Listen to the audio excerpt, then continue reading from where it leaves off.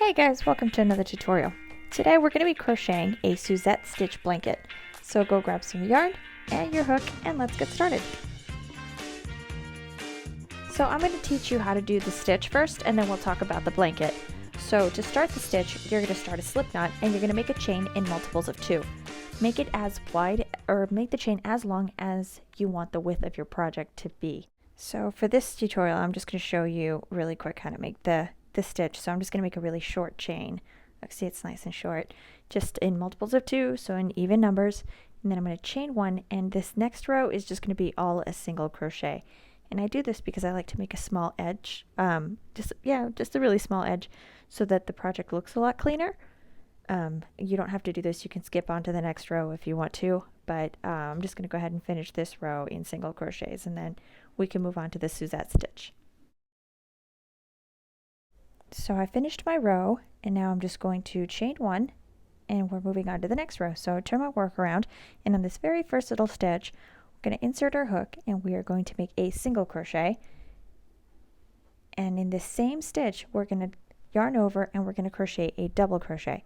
So in one stitch, we make a single crochet and then a double crochet. So go through my last 2 loops.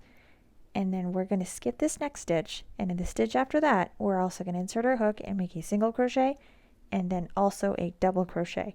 So we're going to keep up this pattern for the rest of the row. So it's you skip 1, and then in the next chain over you make a single crochet and a double crochet, and then skip 1, single crochet, double crochet, so forth until you get to the end of the row. So now that I've reached the end of the row, I'm going to chain 1, and then I'm going to turn my work around, and we're going to skip this first stitch and we're going into the second stitch. So we insert our hook and we crochet a single crochet and then yarn over and make a double crochet. And then skip a stitch, and then we're going to single crochet and double crochet. And we're going to do this for the rest of the row.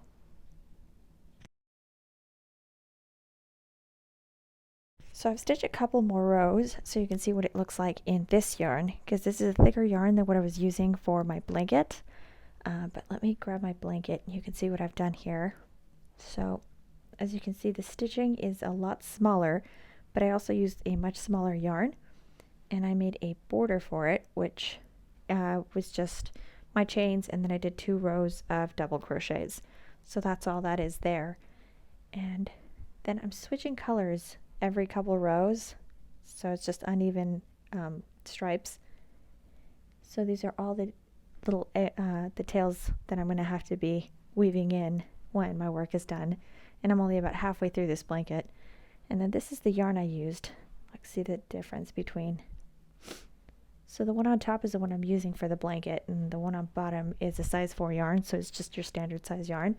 So for the top yarn I'm using a G hook, and for the tutorial I used an H hook for my size 4 yarn. So I mean, you can choose whichever yarn you want to make this blanket out of, but I have to use 2 skeins of this yarn, and here I'll crochet a little bit of it so you can see how I'm going to crochet with the 2 skeins simultaneously. That way it makes it a little bit wider. I'm sorry, not wider, thicker. That way it makes my work a little bit thicker. So here, let me get this all set up and I'll show you what I'm doing. So for this blanket, I just started with a chain of, let's see, I measured it out. This one was a little bit longer because I did the double crochets, but it was a total of, I believe it was 38 inches, and this blanket is now just over 36 inches wide. So it does shrink just a little bit. It looks like a lot more because I had my border, which I would recommend you just wait until you're completely done with the work and then go and do a border for it. But anyway, it's going to use a total of 8 skeins of a size 1 fingering yarn, and I'm using Woolite by Loops and Threads, and I think you can find that only at Michael's. But yeah, feel free to use any yarn you want, and it's just the same thing that I was doing, just the same stitch that I showed you at the beginning. So hope you enjoyed this tutorial. If you have any questions or comments, just leave them down below. Subscribe if you like the content and if you want to get any more of my videos. And thanks for watching.